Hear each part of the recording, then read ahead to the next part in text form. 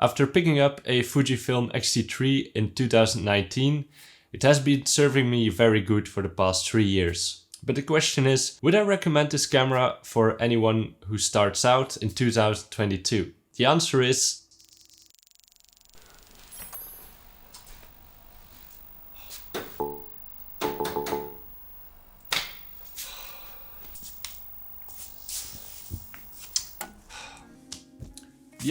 is just yes. As a video and photo camera, I still use this boy every day.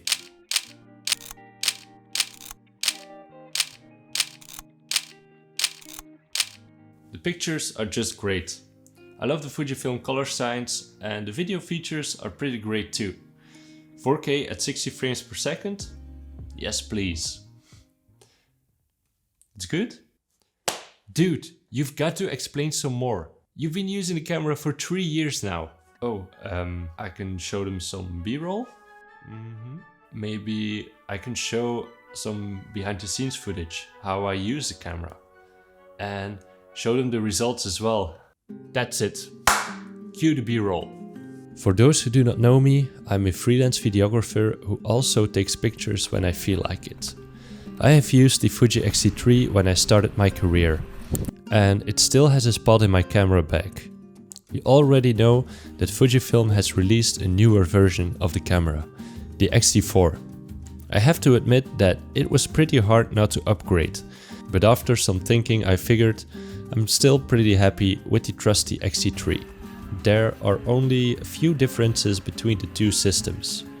They both have the same megapixel rate, 26 to be more precise. Same ISO range. The X-T4 has 240 frames per second when shooting 1080p, while the X-T3 only has 120 frames per second. The X-T4 has a flip-out screen, while the X-T3 only has a tilt screen. Then finally, the X-T4 has IBIS, which means more stable footage. I can imagine that the X-T4 might be a better option for you if you want to shoot mainly video. But it worked out for me without these new features. So it's up to you if you want to spend the extra money. The Fuji X-T3 now costs around 1000 euros. If you want the kit lens with it, it will be 1600. Opposed to other kit lenses you get with other camera brands, this one is pretty amazing.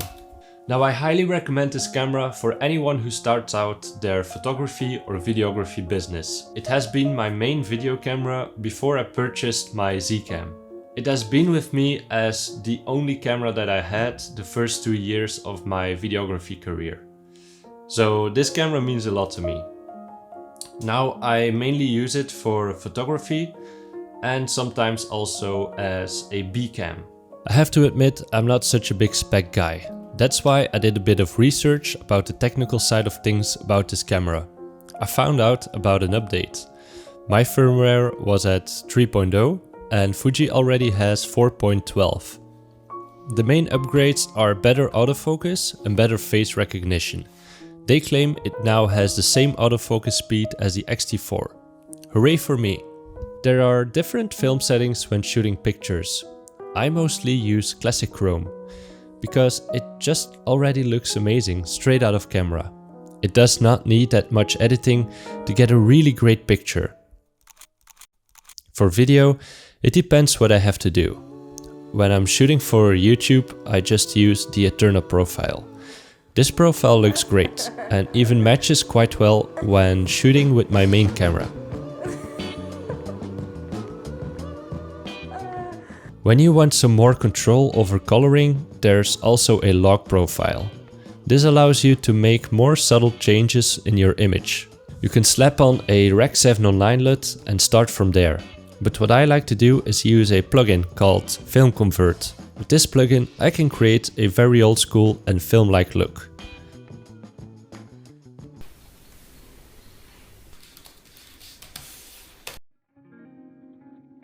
Early on I got influenced by Nathaniel Drew. He's one of the YouTubers I like to follow and he's using Fujifilm as well. When looking at his kit I saw that he was using the Sigma 18-35 lens in combination with the Fujifilm XT-3. And I know what you're thinking. Canon lenses do not match with the Fuji system. You're absolutely right. Therefore, there's this adapter by Firmware. It's the Firmware EF to FX Pro 2. It's quite pro because the autofocus is pretty good.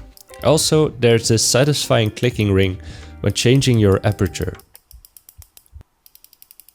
The first time I used this combination, I was amazed by the quality.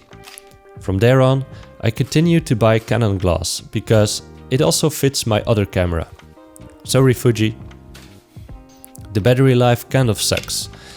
And that's why I have this battery grip which can hold 2 extra batteries. When holding it in vertical mode, there's this trigger button on top. The only downside is sometimes my camera freezes when using this grip.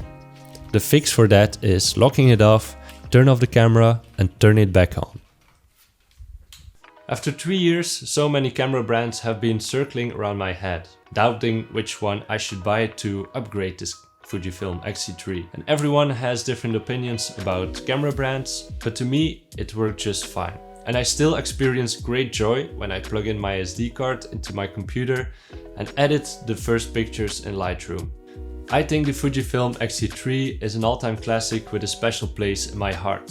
And I still recommend this camera for anyone who's looking to progress from a more beginner to an intermediate level, which is the level I'm at, I think.